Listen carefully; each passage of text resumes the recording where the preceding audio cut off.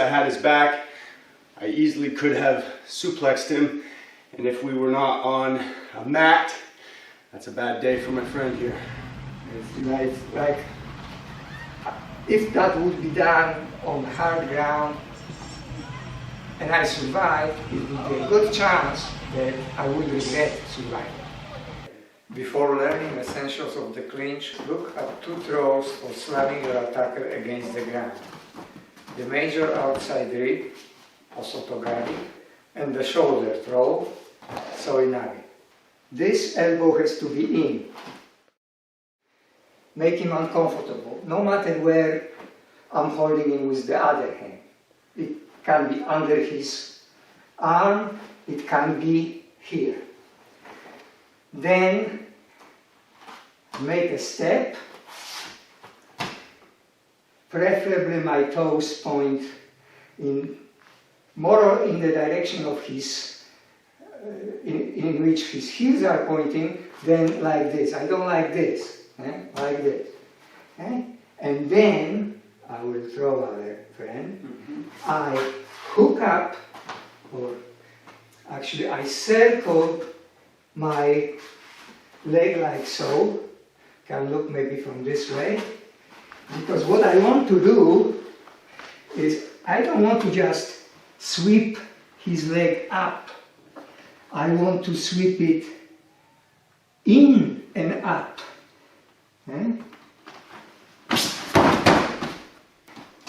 If we do it with single arm clinch, same thing.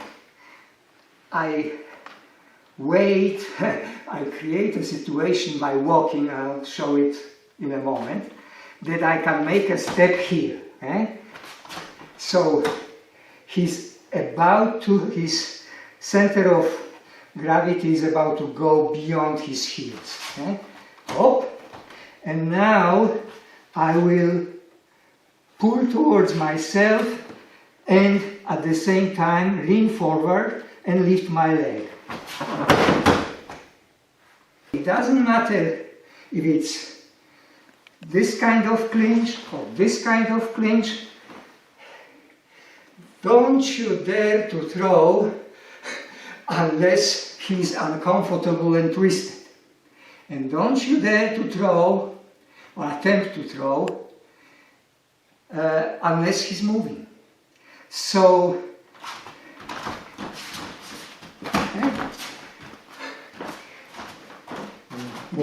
okay, so here, always given a chance and choice,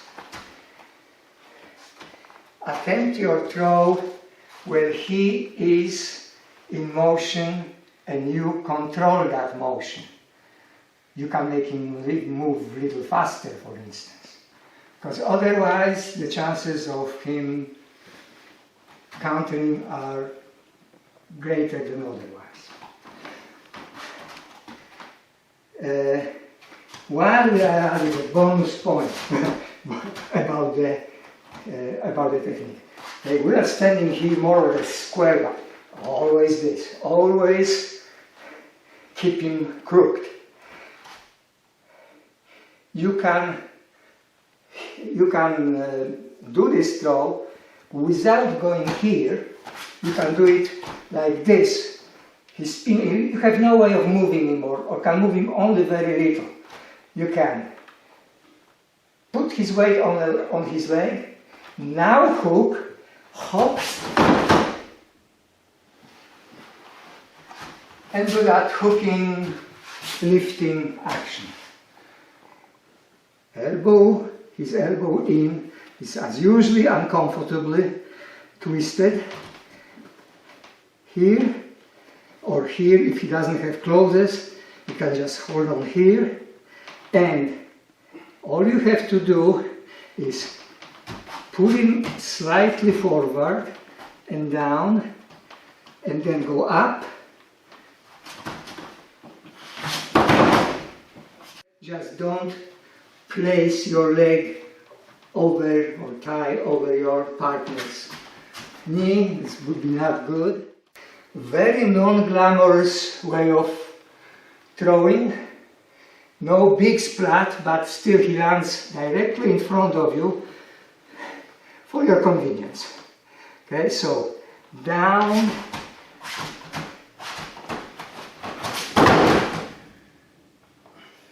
so you can crack his floating ribs and so on.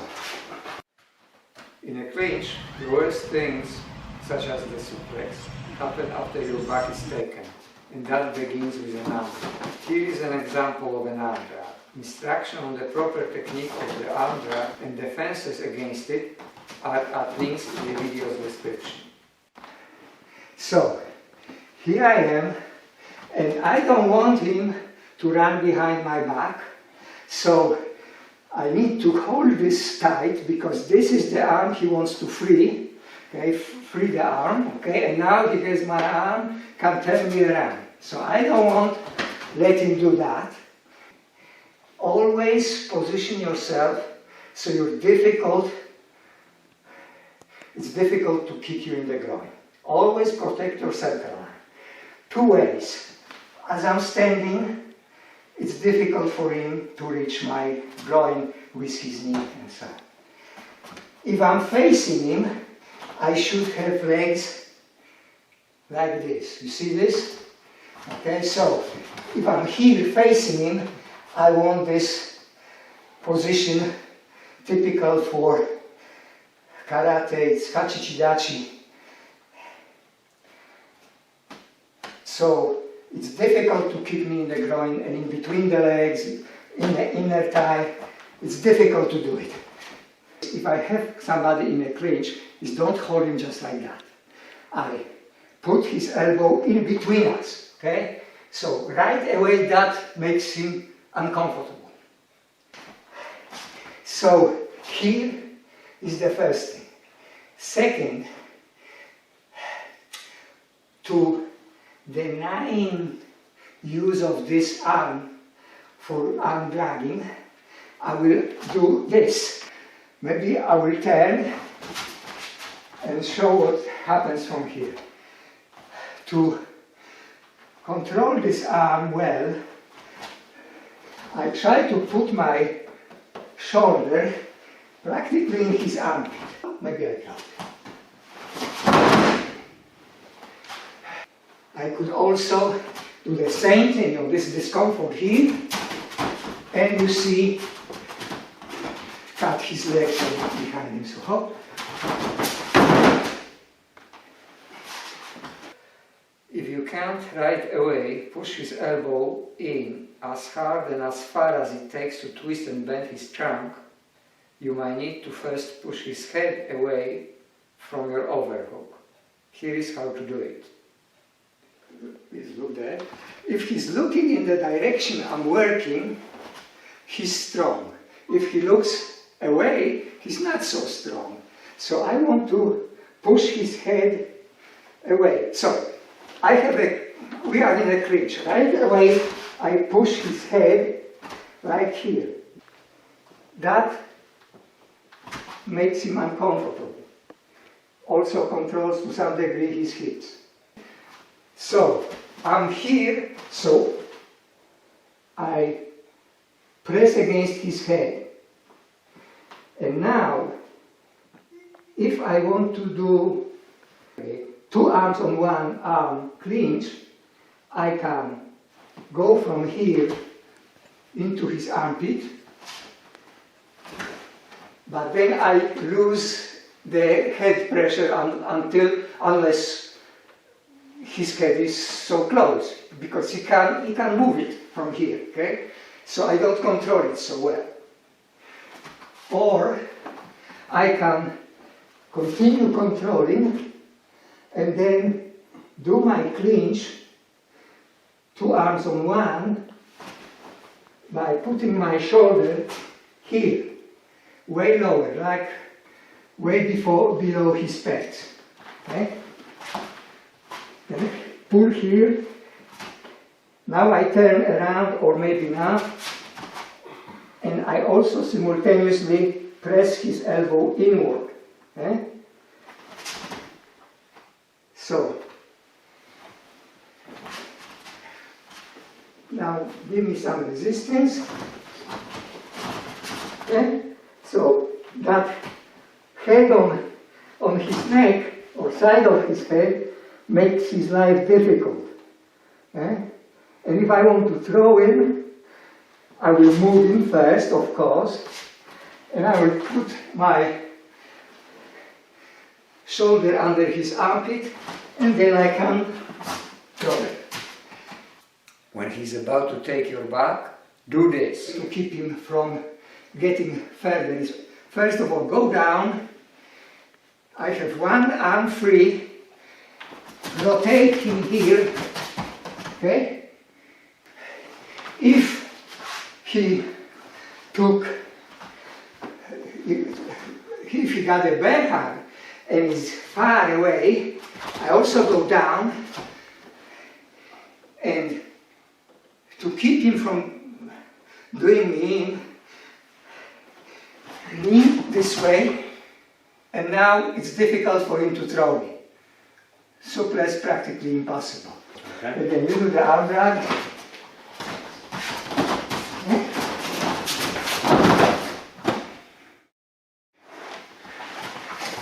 So that gives you an idea how quickly you have to immobilize him by going down and leaning. Let's try it again. We'll do full speed.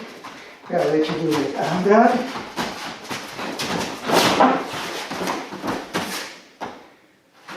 Do you want to explain what you did to counter me there? Yeah, I did the same thing I did when he was doing it slow. I was leaning sideways and lowering myself. And if this is enough, fine. If I need to go down, I'll go down. I just don't want to allow him behind my back while I'm still standing, because then I fly. It's a good idea to move people before attempting to throw them, and during that moving sense, at what point they are distracted enough with catching their balance. This can be done. We'll just finish this thing. Okay, so I'm here, and if I am here, just whip him around. Now that we got the position, how to keep your legs to prevent yourself from being kicked in the groin. More about manipulating or controlling your opponent's balance. If we are, let's go here. If we are close to each other's height, or he's not looking at me from way, way above, then what I can do is to use my underhook side, okay, here, and now I can throw in here, okay? Or just keep it moving, okay? And grab and sweep. Well, okay, let's try. Let's do it. Okay, so if I manage this,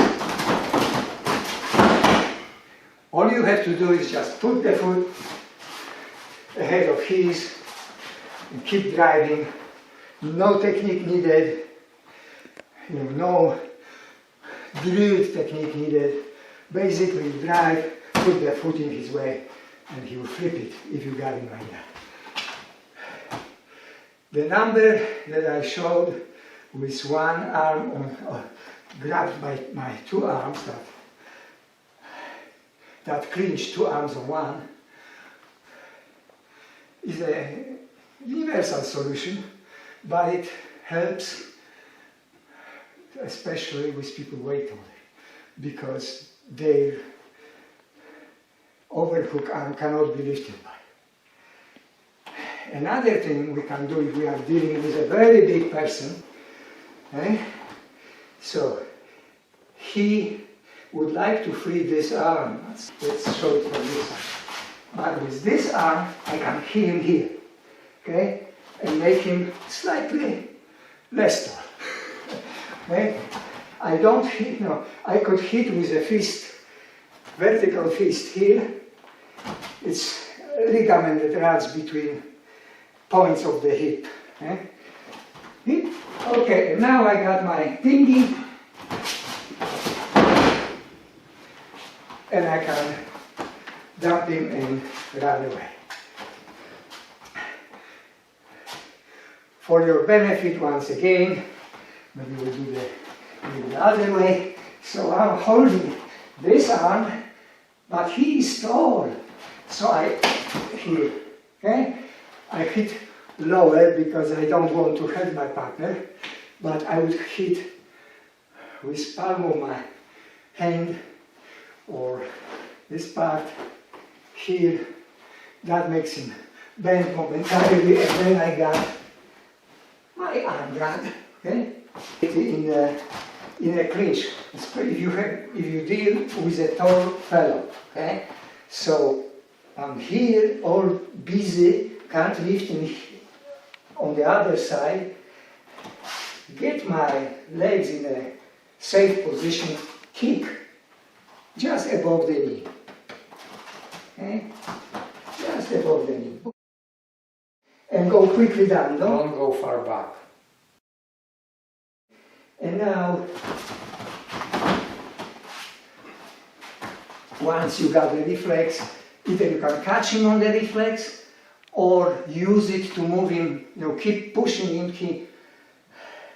He walks and you catch that rhythm and put your foot in his way and he takes. But what if he wants to do knee kicks on me in the clinch? I will do the same things I always do in a clinch. I stand either in this stance, hachichi-dachi, sanchin-dachi, neko-ashi-dachi, always closing access to my groin. When we are in a clinch holding, I always push elbow in.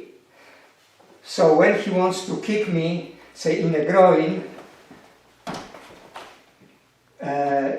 he really can't get into the gap between my legs. If he wants to kick me higher, my shoulder or my elbow gets in a way, and I also off-balance him to make it difficult. If I have two arms on one clinch, same thing happens. Okay, kick me in the groin, nothing. Kick me higher, okay. I protect myself by his arm, by my arm, go ahead, okay. So it's not easy to get through to anything above my belt. But how about knee kicks with his legs on the side of my underhook? So now, okay, same thing, I'm in the same stance here, and now, if my underhook arm is high, he has access to my floating ribs. Okay, not very good because he's all crooked and it's going to be mostly a glancing blow, but who knows, maybe he can. Okay, if I'm more prudent, I will have my arm lower. Instead of having it high on his shoulder blade, I will just grab closest, okay, and group myself like this, okay. So my overhook pushes his elbow in, my underhook grabs in my clothes and is tight against my side. You always, when you are in close, you should be tight. Tightly protecting all the soft points on your trunk. And head might be hidden in his chest or in his armpit. So, if I'm holding him 2 arms on one, and he wants to kick me, okay, it practically doesn't get to floating ribs, okay, go kick again, okay. Groins are completely out of question, and besides, now it would be an unpleasant thing for Dad. You know, if he kicks me and I'm having him in a clinch, kick with the other leg. As soon as I feel disturbance in his balance, I can throw it. And if I'm in this clinch, here, kick me again, here once. Because at that moment he stands on one leg. Now let's see what would happen if I threw knee kicks like a Muay Thai fighter in a ring. So, in Muay Thai, knee kicks can be done like round way from outside, okay? That might help in a ring. However, if I do it once to him, and I do it again, he will feel my shift of balance, you know, he will learn it in one kick, what's coming. And then his defense will be lift his knee, okay, so it's in the way. And if he lifts it, if I kick and he lifts it just in time, he will get me straight in the groin. And let's do it slowly. So I go here, and here it is. Directly against bone. That takes all movements away from me. Okay? So don't do this. Don't get these habits of round kicks. Keep your legs together. If you kick somebody, never kick straight, because again, if I kick him straight and I got far enough for him to know I'm kicking, but not far enough to knock him out, what will happen again, he will know the next time, and as I kick, I will get it straight in the groin. Okay? So don't do these things. These belong in a ring where rules protect you, where you have massive groin protection belt and all that. If you kick, and position myself like this so I can show the kicks. Kick across, okay? So when I'm here, I will kick here or here. Here with this leg. Here with this leg, okay? Because if he counters me with a kick, that kick will slide on my thigh. On the outside of my thigh. If I kick him in the groin, I want to position myself so I'm kicking, okay, so I'm kicking from outside in, like this, okay, back. Because I want these legs to be closed. If he wants to kick me in the groin, he would have to make some fancy movement to get there, okay, kick, no. It's just, my groin is not in the way. I got this, oh, I'm so happy. Elbow in, life difficult for him, but so what? Let's set him up better. Okay? We can use foot bumps.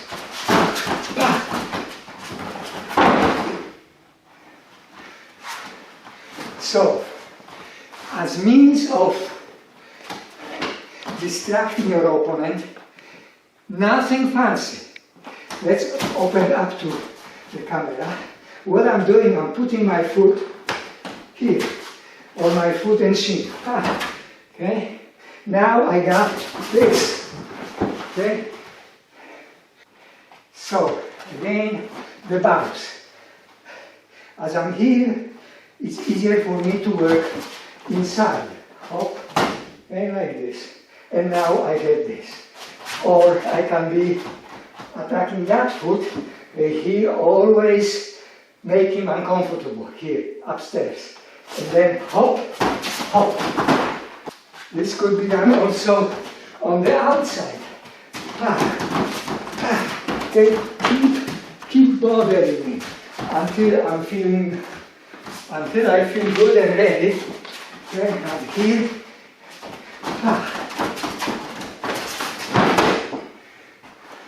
You are in a clinch, and either you want to turn your opponent some way, maybe his girlfriend is running with knife overhead and you want his back to be first, or there are stairs downstairs and you want to send him there, or vice versa. You don't want him to send you there and you want to position yourself so the bad things are not behind your back.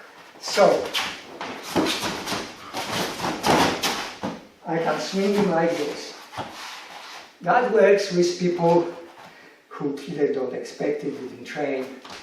If I feel him trying to turn me, I can use his turn so I can take him further, simply riding his momentum. If he's simply pushing, so he's pushing me here, I resist his push and I pretend to work this way, and I feel I can turn this way, I do. But remember, we have still this trick. So he pushes, and the push ends here, thanks to elbow in between us. That presses me against the wall, and does the double leg takedown, right away. Up, and up. Oops, okay. And he could have thrown me over this way, and there are nasty finishes for that kind of throw. Or I could just dump him straight there and try to mount. Yeah.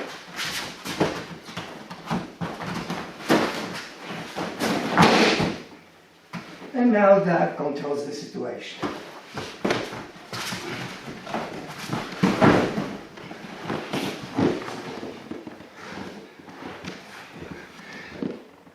If I can keep him pinned against this wall, it makes it very hard for him to do much of anything with that other arm. And with wrist control here, if I can get it in that arm, now I have the ability to elbow forearms into the face or punches. Yeah, very little that I can do, okay? So,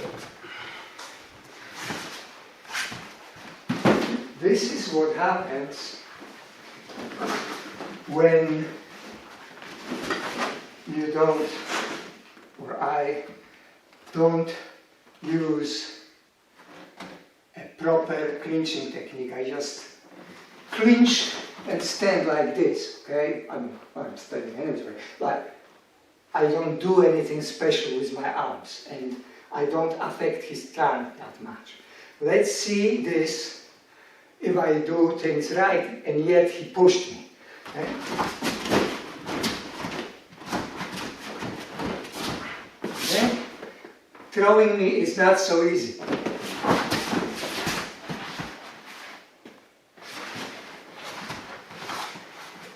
And all this is thanks to this fundamental action in the clinch. Elbow in, okay? And if, in addition, I'm in the clinch, and in addition, I'll turn like this, I will do this, then double leg takedown for the rebound, okay? You can guess what else I can do, but I will show some basics. That got me anyway. Hands here. Can he headbutt me? Not well. Not to the temple. You know, not at all practically, especially if he's taller. But anyway, this situation, this elbow in, twisted trunk, in a worst case I can, right here, see, when in doubt, and I don't have any better plan. I have a clinch, hold on for my dear life, and I'm over here, and I push against his head while I continue the work of twisting his arm. Eh? And when he pulls me in and drives his head into my clavicle, it's very uncomfortable, and it straightens me up, which pushes my hips forward, which puts me in a much less stable position. Yeah, and you know, there are things I could, in that situation I could do the double leg takedown, easier than he. Other things too, but that's more advanced stuff. Now, if I have single arm, then I cannot use my head so much. But again, the more I twist... I don't have the ability to get a double leg takedown either. Yeah. But what can he do? He can do things like hitting me, making my life difficult, like headbutts out. Headbutts don't have to be to the head, but even to the chest can't be done in this situation. He can, because I stand so open, he can simply groin kick me. But that's why you shouldn't be doing that. While you are against the wall, I'm against the wall, and he's pressing me, he's helping me stand, so I can stand basically on one leg and use the other one to cover myself from his knee kicks and kick him in return. Okay? Always keeping my thighs close to each other. So if I kick him in the groin, his defensive reaction of lifting the knee is doing nothing to me. Okay? So keep that in mind, that it's called neko ashidachi, cat's foot position, closed, thighs are closed, and so here I am. I can do this too and stand like this. From the same position I can launch an attack forward like here, which I wouldn't, because I don't really want to go to the ground. But if I have great ground working skill or a sharp knife somewhere, then it might make sense. The other thing that can do, other than attempting to kick me, which this prevents, is to take this hand and hit me here. Say I'm here, but not if I am in a proper clinch. So go around and show. So this arm couldn't do it because this arm could do it as long as I was neglecting twisting. If I twist him, he can't use it to hit me. But here we are, and on this arm, he has some possibility of hitting me in between the points. So, and also tummy, you know, solar plexus, not so much, it's kind of hidden in his elbow. He could rip my arm and make me lose this grip, right? Oh, so I got this, but then he has a free arm here, and he can hit me better. So those are his options, but as he's busy hitting on the other side, all I can do, or need to do, is move off the wall and toss it. So when a shorty is holding you against the wall, okay, the shorty if he knows what to do, the shorty has nothing to do either, you know, I mean, so I cannot really headbutt him, etc. But if he doesn't know what to do and holds me just in that kind of perfunctory clinch, you know, looks like a clinch but doesn't really work like a clinch, so then I can push him away and give him one of those, not to face, that leaves marks on me, makes him mad, but doesn't really impair his fighting ability. Unless I hit his nose, so eventually he will be short of breath because it's difficult to breathe. But for the time limits of a normal fight, it won't affect him all that much. So he'll be very upset, look a little worse, but it does not make me automatically a winner. So here I pushed my opponent into the thing. Okay? Don't ever draw your head back before a headbutt. So here, Into the sternum. that cracks ribs if you do it right, with like conviction. Now we show terms. How to turn your opponent. I will try to do it first. Because even though, if I have a proper clinch, okay, I have a proper clinch, really uncomfortable for him, I could even throw him right here. Yeah, I could.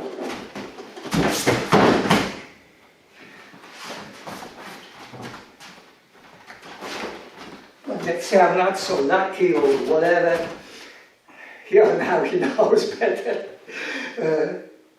And I don't want to be this place. Maybe he is pushing me along this wall someplace. Maybe there is something sharp in the wall. Maybe the wall ends and the staircase begins. And I don't want to be there. So, okay, as always, I will keep my elbow in, or his elbow in, pretend I'm turning. I might be turning it this way. Turn. Now I have his back against the wall, my headbutt, my groin kick. Never do groin kicks wide. Always narrow. I don't know. Like this. So I ended up in a position to throw a very tight groin kick.